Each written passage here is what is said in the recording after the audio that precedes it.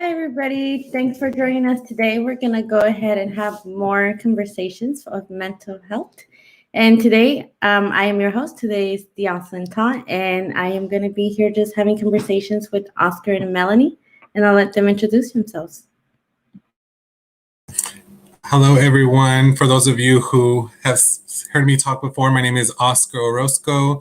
I am a social worker in Kansas and Missouri, working at Children's Mercy Hospital, and have been a big advocate and very passionate about mental health, and just excited to continue to have be here to continue to have this important topic.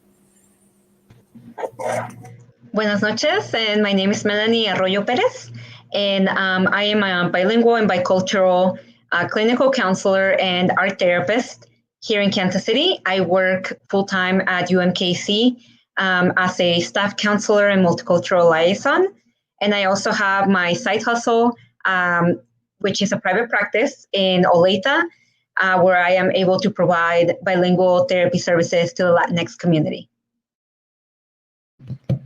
Thank you guys for coming here today again and just sharing all the knowledge that you guys have. And again, you guys are wonderful resources, and I would just want to get right into the conversation. So what do you guys want to talk about today? What should we dive into? Yeah, I was thinking it would be essential to maybe check in on a conversation of racial trauma, because it's been so present in society right now, on TV, on social media, in our conversations with friends and families. I see a bit of a cultural shift, and como que la gente se está prestando más a la conversación, but it's also very draining and stressful. So I think more than anything, just wanting to talk about the mental health aspects that go into that process. Yeah, and I don't know if you wanted to add something to that, Oscar.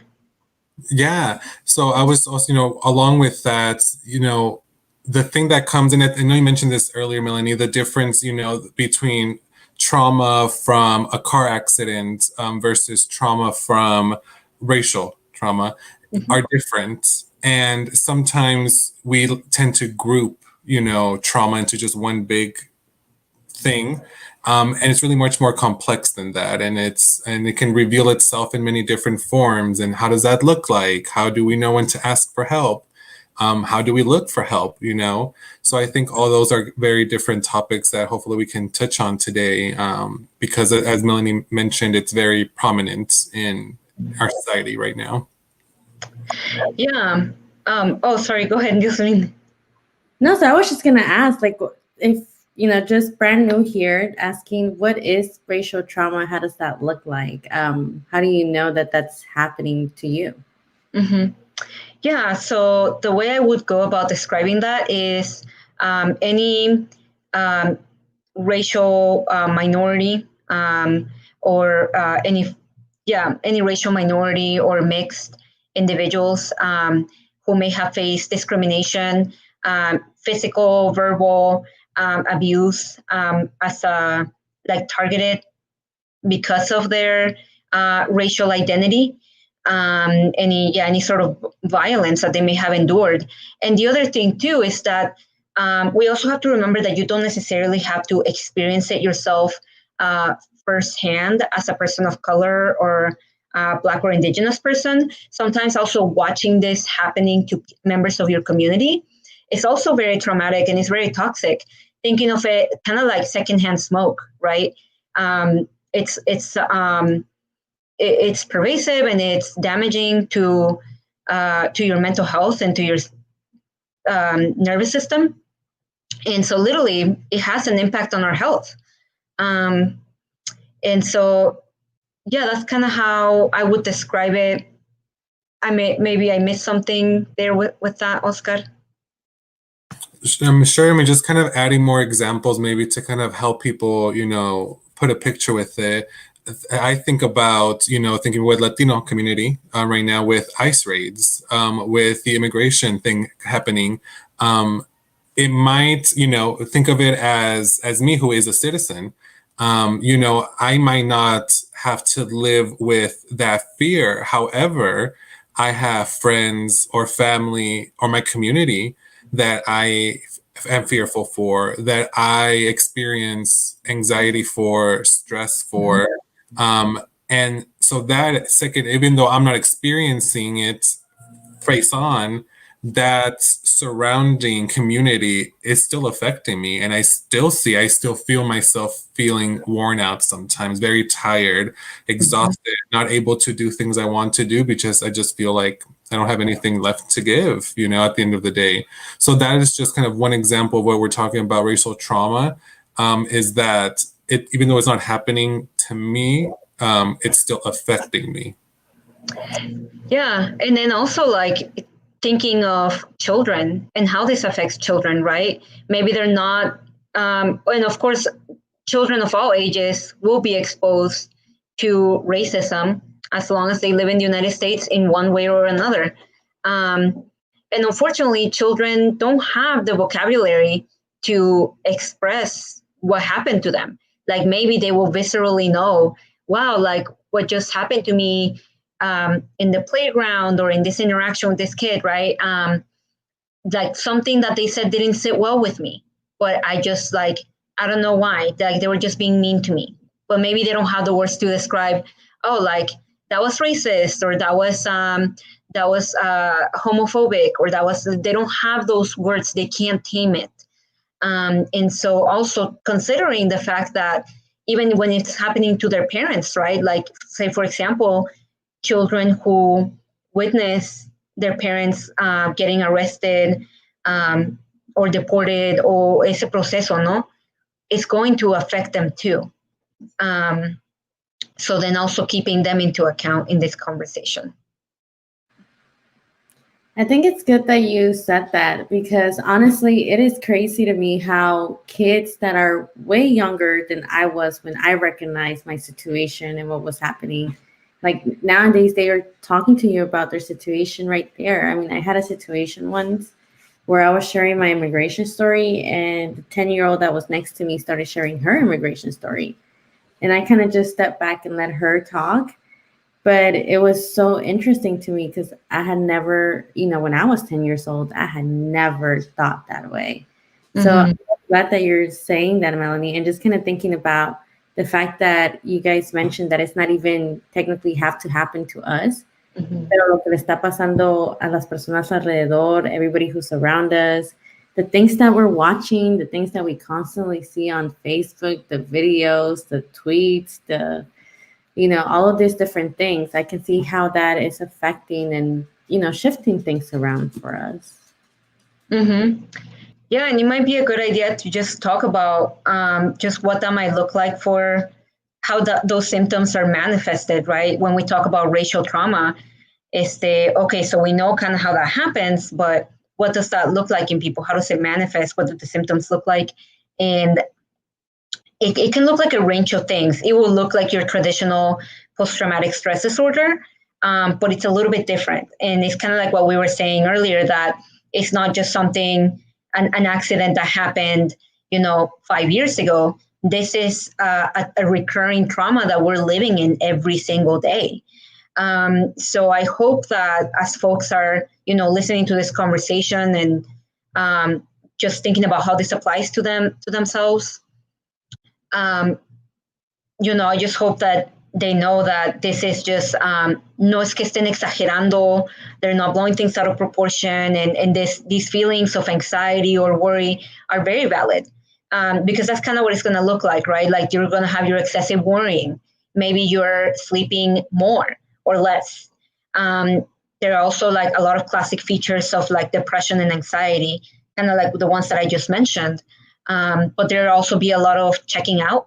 So I don't know if you guys have noticed yourselves or anyone listening that maybe you're not concentrating as much, or losing your ability to pay attention. Also, kind of something that I was saying, it's just like this impending sense of unsafety when people go out. And so there is that natural hypervigilance. Like I've had conversations with clients where they'll tell me like, before they could just go to Walmart or they could just go to the store and feel unbothered. But lately they just kind of feel like they have to watch over their shoulder. And maybe there is no actual threat in the area. They just can't help it. Just based on what we're being exposed to and watching on TV and on the news. So yeah, there is like that hypervigilance, that paranoia, and then also just the sleeping and eating disturbances, and the excessive worrying, maybe the depressed mood, the lack of motivation, like ¿y esto para qué? Like what is the purpose of this? And so then also just thinking about how we're living on this constant like survival mode. So noticing our patterns of like, do we notice if we're going through life feeling like we're frozen? Like, are we on that freeze state where we just kind of feel stuck in limbo? No vamos ni pa' aquí ni para allá, no nos decidimos. Again, no hopes for the future. We don't know what to look forward to. Or maybe there is that fight reaction that people may have where like they want to fight back. Maybe there's a lot of irritability. And then there is the other, the flight response. I hear from a lot of people that they're like, man, like I wish I could take a vacation. Like I really just want to get out of here for a minute because this is too much.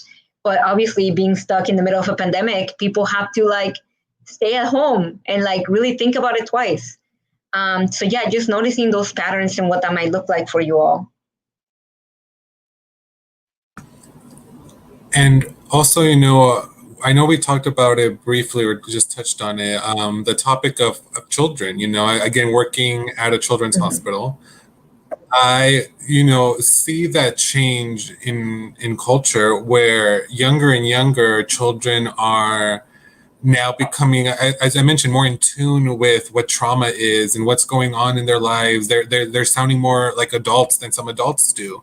And I just want to be the one to say that that's not something that we should be celebrating or glorifying. Be like, oh, yeah, look at how smart these kids are. No, these children shouldn't be sitting here trying to describe their trauma. They shouldn't be here trying to describe how their life is crumbling and how they're managing barely and how they're having to work, do these things that children don't have to do. Children are being robbed of their childhood, essentially. And so that's not something that we need to be seeing as a good thing, that children are now so exposed to trauma that they're able now to understand it and kind of talk about it and be more informed about it. Children shouldn't have to be even thinking about any of that. But the fact that it's so out of control now that, and that's another fear for parents, that trauma of like, how can I keep my children safe?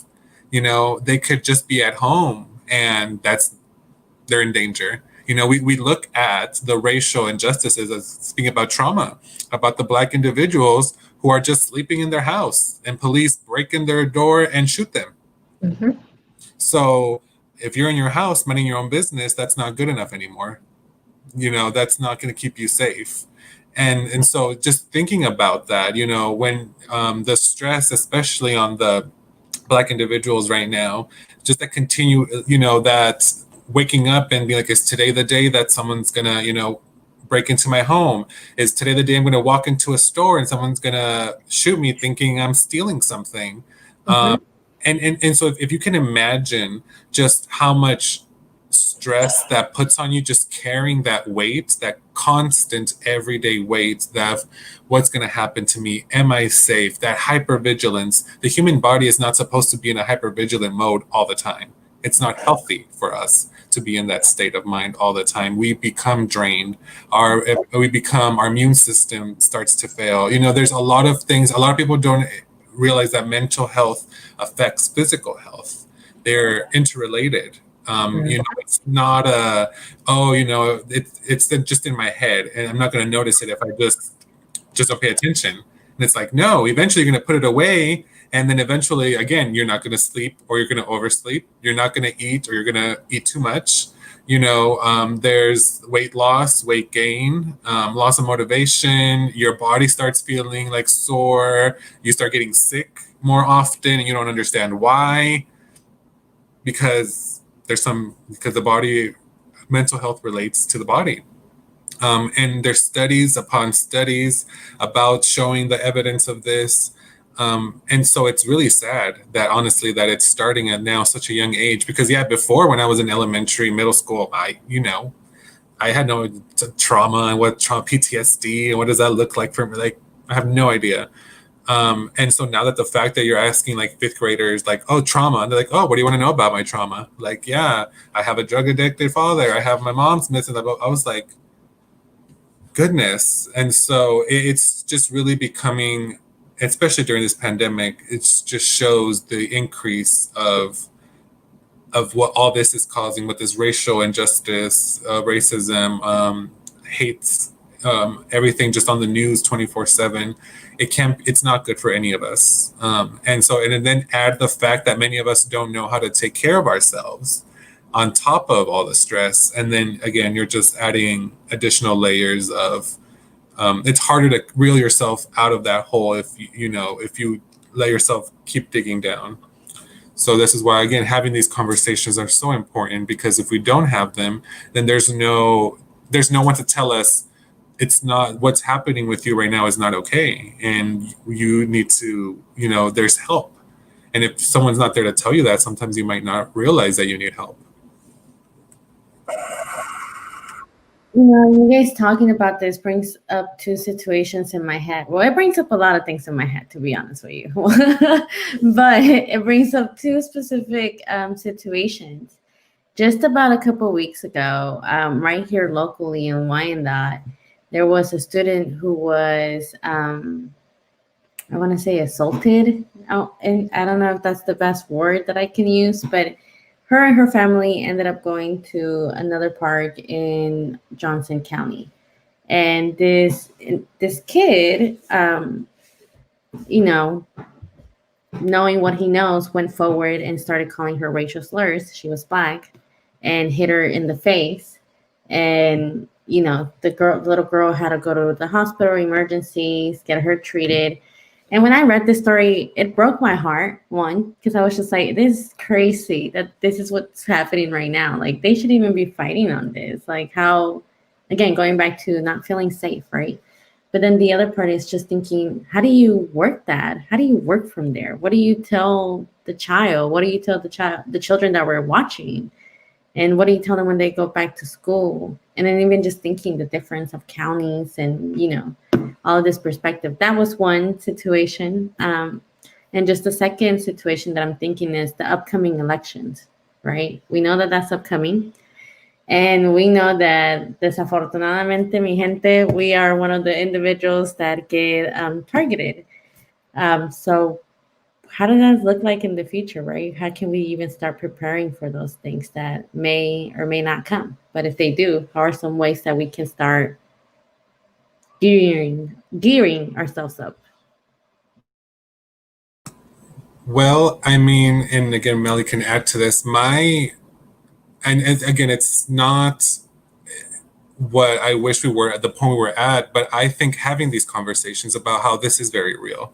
And it's not having this imagination of telling kids it's going to be okay. You don't know that. You don't know what the future is going to bring. Instead, what you can say is, I don't know what the future is going to be like, but this is what's going to happen if it goes this way or if it goes this way. As a family, we need to start talking about the seriousness that these elections, that these votes, that all these things are having in our lives. Because if you don't have these conversations, how can one prepare? We have the excuse of we're so busy, we don't have time to sit down and think about any of this. Well, then how do we expect to get ready and plan for these events in the future? Again, it's hard to plan for something you don't know is coming.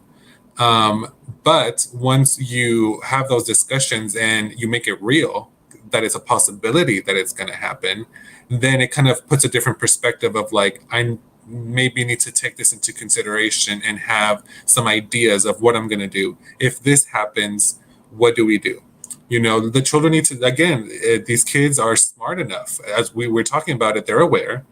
You can lie to them if you want, but at the end of the day, they're going to get the truth, whether from you, from the internet, from their friends, from wherever. They're going to figure it out. Kids are way more resilient, a lot more smarter, especially now than ever, than people realize. So I think it's being honest and having these very hard, but very important conversations of, as a family, as individuals, if these things happen, what do we do? So if in the future these scary things do happen, it's still scary and it still sucks that it's happening, but now it's not this big unknown thing. It's like, okay, we talked about this. We mentally at least prepared for the possibility of this happening. So even though it's still traumatizing, maybe we'll be a little bit more prepared because we did talk about it. So I think that's something that I don't see a lot of anymore, because a lot of parents are like, oh, I don't want to talk to my kids about this, or oh, I don't want to. And it's like, they're knowing, they're reading about it, like they know it's happening. So you not telling them is probably making it harder for them because they don't have someone to process it with. They don't have an adult who can sit with them and say, this is what's going on. This is why these things are happening, and break it down for them. And it also kind of just helps as an adult talking about it too, and sometimes with a child even it can help. So that's just one idea that comes to mind. And Melanie, I don't know what other thoughts you might have. Yeah, I totally agree with you. Just like the first thing is just being honest with them and letting them know, yeah, this is a reality. Like racism is real, and me pasó a mí, like it's happened to your mom, your dad, like just normalizing it and validating it. But also, I guess what I want to say is that in therapy, like I never want to ask my clients to conform. It will never look like that. It will never look like me like saying, well, sorry, así te tocó, or like this is how it is, so now you just gotta deal with it. Like I validate the anger and the frustration, and I tell them like, you don't deserve to live in a world like this. Nobody does. And so like there is an element of empowerment that has to be worked in therapy. And parents can do this too with their children. Like just así como decía Oscar, like you were saying, Oscar, like this is how you're going to approach these situations in the future. Empowering children, and then empower yourself and others, and letting them know, yeah, this is the reality. We don't like it. It's not okay. And we're going to work on changing it. But in the meantime, this is how we address it. And I think that's a good thing that you guys are saying, just talking about it. Even me having this conversation with you guys is helping me think about certain things of what has been going around in my, places that I convene in, the individuals that I follow, look at, and see the different things that are happening.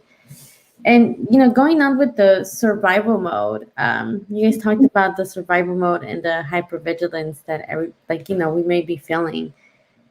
To what, in my head, how do you know that it can be over the top? When there's one way that you could be like, sí, ya sé que está pasando, because, of everything that's going on. And you could easily justify it, right? You could easily just be like, it is what it is. But how do you know when it's too much and when you might be like, okay, there's something that we need to address? This would be when it's like pervasive and persistent. So it's happening not just at home, but it's happening at work, at school, in social settings, donde sea que estés, whatever symptoms you may be manifesting. It could be depression, anxiety, again, going back to like those symptoms of hypervigilance and paranoia. They're happening all across the board. And then the other one, again, is persistency. So this is not just like a day or two, but it's been a pattern, and it's been happening for the last so many weeks. And then also thinking about the intensity of it, like, is it getting worse during these news cycles? Or is it getting worse as the elections draw closer? And I appreciate you for bringing that up earlier too, because I rarely hear people bringing it up. It's almost like we're avoiding that conversation, but we know there are elections around the corner. And so those, it's natural to feel stressed. But for other people, that stress is very real and it's very, again, pervasive and persistent. And so once you notice yourself doing things that you were not normally doing before, maybe you're drinking too much, maybe you're being very irritable, or maybe you're just, again, sleeping too much or too little, or when you notice a relapse of old habits, like drinking, eating disorders, cosas así, that's when you really need to consider this might be a good time to seek help. One thing that, during my time with mental health and even just now, people, unfortunately, sometimes we're drawn to, for defensive, we just turn to what's familiar. And sometimes the familiar is not helpful. It's not positive. The familiar is what's keeping us trapped. It says, if something stressful is going on, I'm going to turn to whatever toxic trait that I picked up to cope. Whether it's, as I mentioned, excessive drinking, it is hanging around individuals who we know are not suitable for us or have that, positivity around us. We start doing maybe more, risky behaviors. And I always tell people, I'm a big believer that if you listen to your body yourself, you'll know, it'll tell you, like, you're not okay. As much as you think you are, as much as you're telling yourself that you're okay, you're not. Because, for example, with me, I started realizing, I can tell when I am getting very drained because my sense of irritability goes up. Every little thing, it can set me off really quickly, and that's typically not how I am. I also realize when I start to get lose that empathy, where I can't, I judge before I think, or I say something before I'm able to think about what I want to say. And because for me, that signifies you're in control and someone in control, right? Because yes, I have all these maybe things I want to say, but I'm in control of myself enough to be like, I want to say this, but I'm not, because I know that will lead to a path that I'm going to regret later on. That is the ability that most people don't have to stop and think, right? And so that inability to think about our actions can lead us again into those toxic traits, into those paths where we say, oh, this worked for me before, or this works for me, drinking works for me. I feel numb, so I'm just gonna keep doing that. Because why would I want to dive into the emotions, right? Why do I want to face those scary feelings that I'm trying to avoid? And so again, I always tell people, would you rather work on these, learning to feel, and instead of repressing those feelings, learning to feel and then let go and move forward, versus having those feelings keep you anchored down? And again, that's what I feel like therapy could help with that. That's what people go to learn the skills. People say, well, how do you do that? That's easier said than done. Absolutely. It's not easy. It takes time. It takes practice. You learn, and then you put what you learn to practice. And then you don't go to therapy once and then think that, you're going to have control of your life the next day. That's not how it works. But again, learning about yourself, learning to listen to yourself. Oh, how does my body speak to me? What do I do that I like? What is unhealthy? I mean, these are all questions we don't ask ourselves. And unless we're actively seeking to better ourselves. So again, when I feel myself slipping, I say, okay, what's going on, Oscar? What set you off? Let's think about the last week or two. What happened that has you in this mood? And what do you need to do to get out of it? And then go from there. Sometimes I don't want to do any of those things, but I force myself to do them. And then when I do them, I'm like, I'm so glad I did that. Because now I feel so much better. And it's always just ourselves, our thoughts, that prevent us from seeking that help. Those are all good. I'm sorry, Melanie. I was just going to say. That's fine. Go ahead. I was gonna say those are all good tips to even keep in mind. And like you said, it's not a from one day to another, yeah, we're good, right? It's an ongoing process project for ourselves. I think I heard somebody say once, like working on yourself is something that you'll never graduate from. You're consistently always gonna have to learn about yourself. So that's it's really good to hear that. And I just want to say real quick to the audience, whoever has any comments, questions, or any doubts, please go ahead and drop a comment and we'll try to answer it as best as possible. But this is all really great information because you guys have me really thinking on all these different things that are going on, and ways that I can, try to work through these things. Because I just keep thinking about how, we just constantly see things change differently. I'm even thinking about immigration status, how they're changing the quotas, how it's more money. And, we're still not even sure what's going on with the pandemic. You don't hear the news, but you hear the news. So you're getting streams, everywhere. And you're still seeing the civil unrest that is throughout the whole nation, right? And people are planning. I know you guys mentioned that earlier. People are planning. People are saying like, okay, si esto pasa, me voy a ir a X lugar, or I'm going to Canada. And you hear them come up with all these different plans. So what do you guys say? Like, what are you guys' thoughts on that? On the planning and on the extreme decisions that sometimes you hear individuals making? I would say that is definitely a part of the survival process kicking in, because that would be the flight, right? Like, oh, I'm going to make plans to leave the state. I'm going to move to a swing state, or I'm going to move to I want to move back to Mexico, or I'm going to move to Canada. That is definitely the flight response kicking in. But I think you had another question with that about like, how do we support people when they get to those extremes? I validate it. I'm like, of course you feel this way. Why would that be? And oftentimes it comes down to a conversation about not feeling safe. And the body is going to do what it does, right? It's going to seek safety. And so I allow them to have, I'm not one to tell people that they can't have those fantasy escapes. I allow them to have it, because there's something about just the thought of leaving a situation that is very comforting. And cuando llegue el día, whatever happens after the elections, people might change their minds, or they might be like, no, you know what? I'm very sure of this. And whatever that might be, I'm just here to hear them out and support them and validate that experience. And for anyone like that's listening right now, don't let anybody gaslight your experience of racial trauma, because it's very real.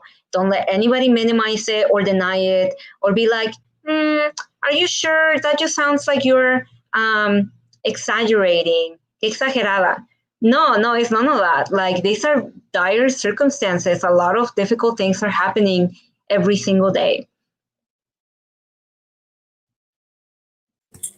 I think, sometimes I will say to myself, sometimes I think about leaving, something like, oh, how nice would it be to, have a beach house or live in the mountains away from all of this stress. And, I allow myself, sometimes it's a few minutes in the morning where, that is my sacred time, because it really sets the mood and tone of how the rest of my day is going to go. I've noticed that about myself. My attitude in the morning sets my attitude for the rest of the day. It really does. So if I realize that I wake up in a negative attitude and I kind of start the day off like already just like, work, or I have to do this, or just already like complaining about what the day might bring, I tend to have like a bad day. I tend to have a stressful day, versus days in the morning where I don't get on my phone. I don't right away just pull up and start looking at the screen. And these are all things I learned from just a recent presentation from a social worker at Children's Mercy talking about trauma, find that time for you, whether, because, some people are like, I have no time. I have kids, I have the whole school thing going on. I promise you, there is 3 minutes in your day. Lock yourself in the closet away from your kids, hide in the bathroom, do something, put on some headphones, do some deep breathing exercise for 3 minutes, do that reset, go outside. Just the importance of, like, even if you can't go outside, look at a window, notice how the wind like moves the leaves, notice how things like notice nature, and keep your mind from thinking about all the stress that's going to come after those 3 minutes are over. That stress is there. So why continue to put all your energy to it, So that's what I do. Even when I'm at work, I've had a hard case. Before I go to my next one, I might take 3 or 5 minutes and just walk outside, take some deep breaths, and then just go back inside. And now I feel ready to do that again, right? So I think it's a lot of people humans have a big imagination. We of things we want to do, wish we could do. And I think that's okay. But once again, it's while still not staying in reality, because sure, come elections, maybe if things don't go the way people want, what is the reality of, can I actually move out the country? Can I actually leave the States? Like, it's not really going to happen. But it makes us feel better to think that we can, that is an option and a possibility. So I agree with Melanie. It's like, I allow people to have those feelings and thoughts, but then I say, okay, but really, what's your plan if this happens? If you can't move to Canada and if you can't leave to Mexico, what's plan B? And then we go from there. And I like what you mentioned about just like incorporating aspects of mindfulness into our day. Yeah, like that's very true. For some people, self-care is just, it's a bit of a luxury. They just don't have the time. And I'm not here to argue with anybody on that. But there are ways that we can work self-care into our day. And so you were mentioning, for example, just looking out a window, that might just be helpful.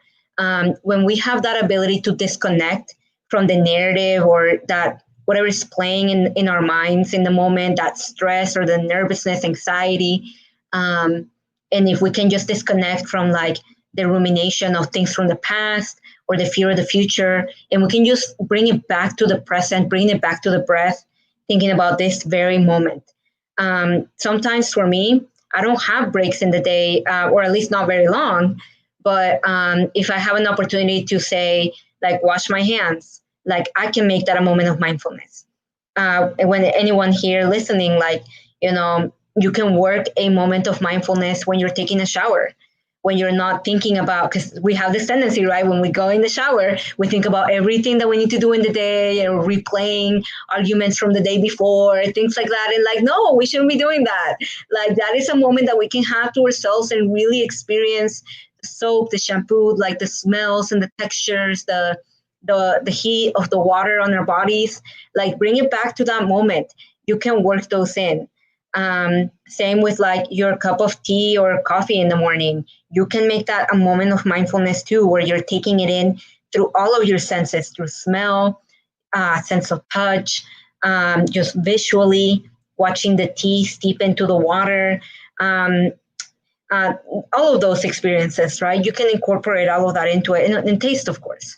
And ya no te va a arreglar la vida, no tienes una solución que aplica a todo, but at least in that moment, te ayuda a sobrellevar ese momento. And Melanie, I'm so glad you mentioned that, because that's what I was thinking. Some people, when they talk about self-care, one, it's I don't have the time, and two, it's like I can't meditate. I don't know how to meditate. What do I do? What do I think about? What do I say? Whatever. And the thing is, sometimes meditation is not having to do anything. That's the thing. Meditation sometimes can be just, as Melanie said, just using the senses. If you don't have to think about anything, close your eyes, go outside. How does the wind feel when it touches your skin? How does your hair flow? How does it feel like when the wind's blowing through it? Have you ever thought about that? How your hair touches the sensation that your hair touches your ears? How does that feel like? I don't know. what's the sound of birds? Have you ever sat down and just listened to the different types of birds that are out there? What's the sound that it makes when the leaves go through the trees? How does that look like? How do the trees move?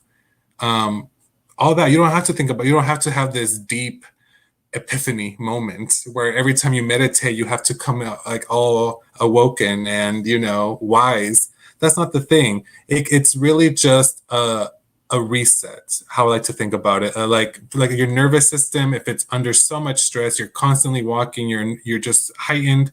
Those 3 minutes going outside and just breathing can help reset all of that. Can help your body be like, okay, we're gonna reboot and we're gonna try it again. And maybe you don't feel as tired at the end of the day. That's the thing. It's not gonna, like Melanie said, it's not gonna cure everything. It's not the answer to all the problems, but it's what can we do to protect ourselves from reaching a point where it's breaking, where I'm breaking, where I can't be okay. Maybe these breaks during the day are not solving my problems, but they're keeping me afloat.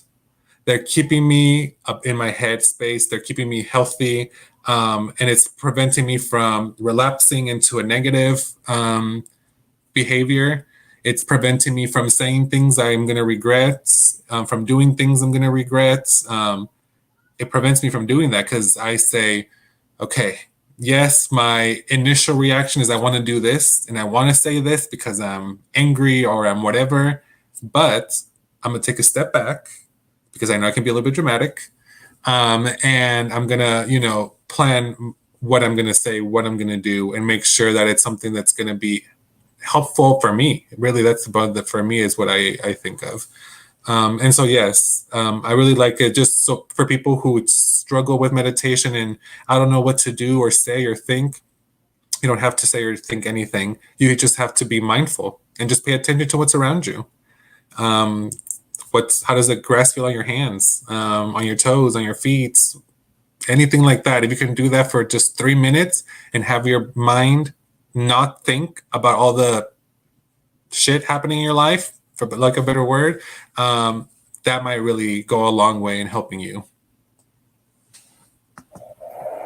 Thank you. That's so funny. I'm laughing over here because I am one of those persons. I think I remember when Oscar told me, you stress too much, you need yoga or something like that. I was like, well, what do I do? I was like, what do I think? What do I say? He's like, you don't have to think of anything. And that was just so hard for me. I was like, I don't understand. I was like, how do you not think of anything? However, like you guys said, the more I practice and the more I get familiarized with things, the better I start seeing how these breaks, how these mindfulness moments are really helping throughout the day. Like you said, even sleeping better or not. I'm the person that sleeps a lot. Believe it or not, like I could sleep and sleep. And I think there was even a joke once when my friends were like, oh yeah, Lynn, she's probably sleeping, But the other thing that I just kind of wanted to share is that I really did, I hear more and more and more each time that self-care, you could also think about it as a radical thing because we're so used to being in this system of always working and having to do something. And, it's that fast life. You're doing one thing after another. And I hear individuals say that when you start taking care of yourself, it could be a radical move as well. If that's a way that it helps you out to look at it as you're saying no to everything else into society and really taking that step forward on taking care of yourself. So I really like the fact that you guys are bringing it up because I definitely have been that person that you guys have probably told 100 times the same thing, and I have yet to hear it each time. And each time I'm like, oh yes, I remember that. So thinking about that, a question that came up to mind is, we're so embedded y tan cabezas duras que somos that, mental health is a stigma, right? It's still very much a stigma. What about if somebody, let's say, is aware of that? Let's say a child is aware that they're not mentally, emotionally okay at the moment. How do they then go forward and trying to explain to somebody else that it's not okay? And maybe this person doesn't understand. Like I could think of my parents and me trying to explain to them what mental health is and why it's so important. What are some tips there that can help break that ice? I would just I would start off by making that comparison of like when you break a bone or when you're physically in pain. Sin ninguna duda, you will always be like, okay, let's go to the doctor, or like let's have it looked at in some way. We don't deny that to ourselves, and so when you start the conversation with that, then you let, for example, in this example, your parents, right? You let them know, well, in that same way, I'm also wounded, or like I have a fracture mentally and emotionally, and we can't really see it, but I could really use the help. And so just normalizing that conversation. But if you find that for some reason, maybe your parents may not hear it from you, or they're just not going to get it, maybe you can recruit someone that they will listen to. And this could be like your pastor at church. Maybe they have a lot of respect for the pastor or for any religious leader. Or maybe you have una tia or un primo or someone there that they might be willing to listen to. And so if you could talk to that trusted family friend, relative, community leader, and just letting them know, hey, I'm going through this. Can you help me have a conversation with my parents about this? That may be so much easier on you, because if someone who is already experiencing mental health issues, the whole idea of thinking about talking to your parents or to your significant other or whoever that might be is so burdening. Like, you're already going through enough, and then to have to go through that extra step, it's so essential, but it's also so difficult. So definitely do yourself a favor of asking and recruiting help. And, just another idea for, maybe individuals who are a little bit older and let's say they're still trying to get the courage to, ask for help, or they are maybe at a point that they don't want to ask for help yet, but maybe they want to try to figure, there's a lot of different places where people are. And one of the reasons I kind of bring this up is because I had just kind of peeked over at one of the comments that someone had asked, and just asking about some resources to help with anxiety, or meditation, things like that.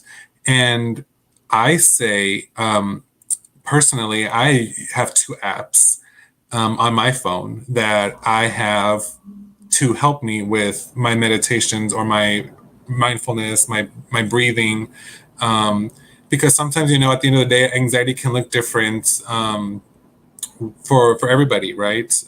Including myself. So one of them, and I'm sure you guys might have heard of these. One is called Calm. Just Calm on the App Store for Android or Apple users. And it's a really, really great app that it's like really for beginners. It has a breathing like tool so people are like, what do you mean like practice your breathing? They're like, what does that mean? So if you download this app, it has like a little wheel, and it like inflates, and like it's kind of it's breathing with you. It has like this nice tone to it. And that's for people who, like, if you're noticing like your breath is becoming short or excessive, that comes with anxiety. And you're like, I really want to catch my breath. I really want to keep that under control. I love popping my headphones in, going to a spot and just listening to that app, and that calms me down. It has background noises. So again, sometimes, for example, at night, sometimes it's really bad for me because, again, I'm tired, but I lay down and then all the thoughts in the world starts coming in. What do I want to do next year? What are my plans for the future? What is this pandemic going to cause? Like, all the questions you ever have all come to me at night. And I really had trouble sleeping. So one of the things that I did with that app was it has background noises. It has the beach. It has just the birds. It has an endless amount of background noises. I like thunder and rain. And so what I'll sometimes put is just either the headphones or just leaving it like on, just putting up the volume on my phone and just having and focusing on that noise versus focusing on my thoughts that are ruminating, that I can have no control over at that time. What am I going to do next year? is that really relevant right now at 1 a.m, like in bed? Like it's not helpful. So what I do is use that. So Calm is one, and then the second one is called Sanvello, Sanvello, and that one actually uses cognitive behavioral therapy techniques and interventions through the app. So it has some questions for you. It really, that's more customized for you. It asks questions. It asks what you're wanting to work on, all those kind of things. And it's such a great resource for people who want to start learning more about themselves and learning how to manage some depression or anxiety symptoms that they're experiencing. So those two, for people who again say, I don't have time to, go to therapy, or I don't have time even to take 5 seconds for myself, trying an app and, doing it at night when you're in bed, if that's the time where you can just place that and reset, that's a start.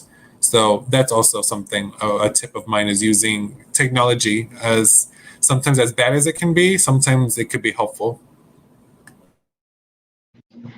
The one thing I would recommend to people who would like to try out meditation, but kind of like with you, Diosselyn, or just like with many of my clients who will tell me like, like that nervousness of like, well, what do I think about? Or like, what do I do in the moment? It's so weird to me. Or maybe I'll have clients who will be like, I'm always thinking, I can't quiet my mind, or like, I can't empty my mind. And I just want to remind them, like, you're allowed to have thoughts when you're meditating. If you're not thinking, you're dead. Like, so it's like, it's just natural that your brain is going to have to produce thoughts while you're meditating. But the difference is that you don't engage with the thoughts. You just notice them. So that would be the first rule with that. And also just not going at it with any like expectations of what is right or wrong. Just knowing that you have that intention that you're going to do it and you are doing it, that is already enough. And then you get better with time. But but going back to what I was originally saying, for people who need something that is a little bit more engaging in the process so that they don't get too sidetracked, I would recommend that they start out with progressive muscle relaxation, because you're using your breath in synchrony with your body to relax different muscles and parts of your body along with the flow of your breath.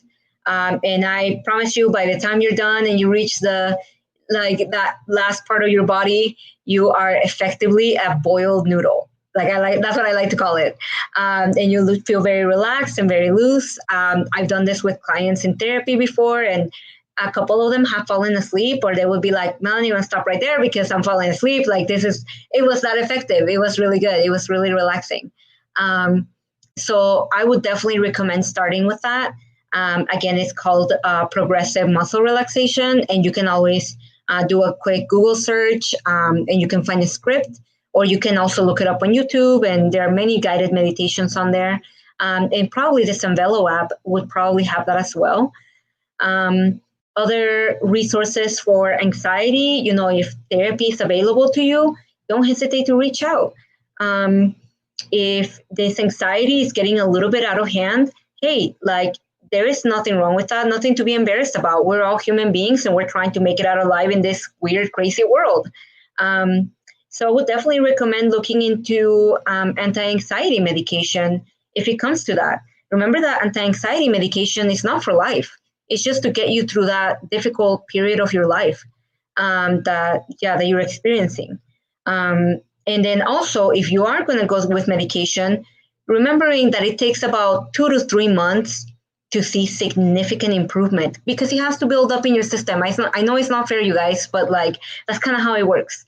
But monitoring that and sticking with that. But I understand that, I get many clients who will tell me, I think I'd rather try a natural way first. And I respect that. That's totally okay. So then if therapy is available to you, go for that. If not, trying those applications that Oscar was talking about. There is Calm, Headspace, Sanvello, Simple Habit is one that I really like. There's plenty out there. And they also exist in Spanish. if that would be best for you. Yeah. And then the other thing, if therapy is not within your financial means or it just doesn't work with your schedule or lo que sea, there are workbooks available that you can just go on Amazon and look up, for example, workbook for anxiety, workbook for depression, workbook for unhealthy habits, cosas así, ¿no? And you can just purchase one of those for like $20 to $25, depending on the book, and follow along, apply the skills that you're learning in the book, and use them to your advantage. And also, I find that for a lot of my clients, particularly Hispanic clients, they really enjoy listening to videos on YouTube about like motivation or like learning different tips and techniques from other Latinx therapists out in the community who like share suggestions on how to manage anxiety and depression. So you may not have that attentive care of having a therapist face-to-face, but this is a cheaper alternative until you are in a position where you can afford or find affordable therapy. Thank you. And just out of curiosity, can you mention some of the Spanish resources that are So out yeah, there? I will start out with going to latinxtherapy.com. They have a resource page with like workbooks and podcasts and other like mental health digital resources that are both in English and Spanish. And I'd probably go from there. And I can't remember the name of this meditation app, but I know I've come across a meditation app in Spanish, and that would probably be another Google search. But it's out there, and also on YouTube, typing in "meditación para dormir" or "meditación para la ansiedad." Those are available online as well.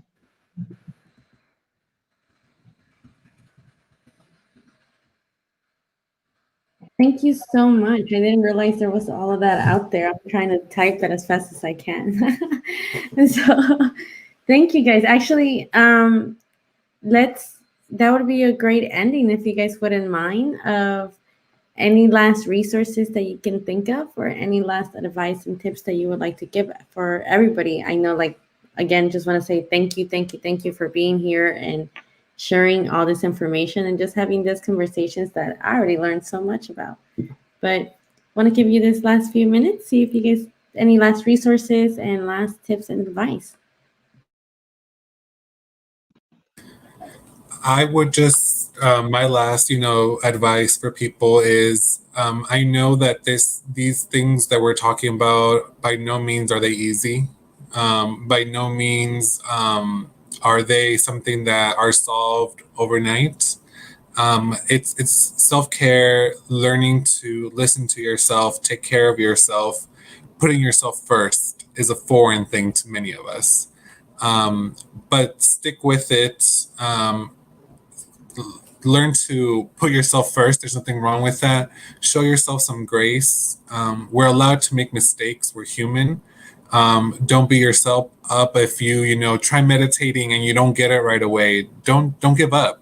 Try different ways of meditating. Maybe one version wasn't good for you, but there's a lot of resources. It can be frustrating when you try to take care of yourself and you have a hard time figuring it out. But we're very complex human beings, and sometimes it takes a while to learn even about ourselves. So just show yourself grace, be patient with yourself, and put yourself first sometimes. I love that. Yes, definitely put yourself first sometimes. And I love what you said about having grace with on yourself, because don't be surprised if lately you've just been making careless mistakes here and there. It's okay. I mean, the world is kind of literally burning up in flames right now. And these are very difficult times. And, if you're not at your optimal, kind of like before COVID and before all of this mess of 2020, it's clearly not to do with you. It's just that you can only take so much. And sometimes your best will look like getting out of bed and driving to work and then coming back. Other days, your best will look like, just making it through the day, maybe just calling in sick and taking a mental health day. Other days, your best will look like your optimal, where you're like super productive and like taking care of everything and everyone and eating all your 3 meals and doing exercise and all of that. Your best is going to look different from day to day. So definitely have grace on yourself because these are difficult times. And I can't believe I didn't even mention this, but also like take the time to make art. It's just for yourself, and Diosselyn will agree with me on this one. Yes, exactly. Take the time to do something that's for you, and don't worry about what people are going to think about your art, if it's ugly or pretty or if it's good enough. It's important that it's yours and that you gave yourself that time to create. It is often that in that moment of creation that we find a sense of meaning and purpose in our day. And it might sound really cursi and cheesy, but I believe in the healing qualities of art making. That's why I'm an art therapist and I do what I do. And Diosselyn loves what she does. And this is why Latino Arts Foundation exists, because we believe that it has the potential for change. So definitely set some time aside for self-care, for painting, drawing, doodling, watercolor, anything you can find off of Pinterest or Instagram. Definitely inspire yourself. Definitely. Thank you so much again. And I agree, Melanie. I am a big, huge advocate for the arts. And like you said, it always helps me just calm down. For some reason, it's that I just have so much control during that time, during that piece, that it just gives me so much more relaxation. I don't know what it is, but I love art. And even just getting creative and organizing different ways of your artwork. I think I look back at old pieces and I was like, you know what, I can do something different this time. So thank you for bringing it up. I definitely, otra vez, really appreciate that you guys are here. And I just want to remind you guys that, remember, racial trauma is a thing. It does happen, and it can happen directly to you, or it can happen to somebody near you, or it just can be in things that we're seeing just around. So I learned that today. I hope you guys take that. But as well, remember that Melanie and Oscar also said there's ways that we can chill out, try to do those breathings, even start planning and having those conversations to be able to normalize what may come forward. So again, those are my big takeaways. If you guys had other takeaways, please let us know, because I think that, sharing is caring. And as we are communicating, we're breaking those stigmas already. So again, otra vez, mil gracias por estar aquí. Hopefully you guys come back again and we can continue having more conversations. And you guys, this will be available for you guys at any place, and that we're here on Facebook, Twitter, Instagram, etc. So you guys can access this talk all over again and rewatch this if you guys need to. Aquí está Melanie. Remember, she has her clinic, so you guys can definitely connect to her if you guys feel like you guys have the need. Y también aquí está Oscar, always willing to have a conversation and chat if you guys. And remember, we're going to continue having conversations like this, so when you guys have questions, we'll be here. Okay. Gracias, everybody. And again, just want to shout out Lexi and Jean Chavez and a lot of other different individuals that commented today on saying go Melanie, go Oscar, and just how thankful they are for the conversations. Mil gracias. Que tengan buenas noches.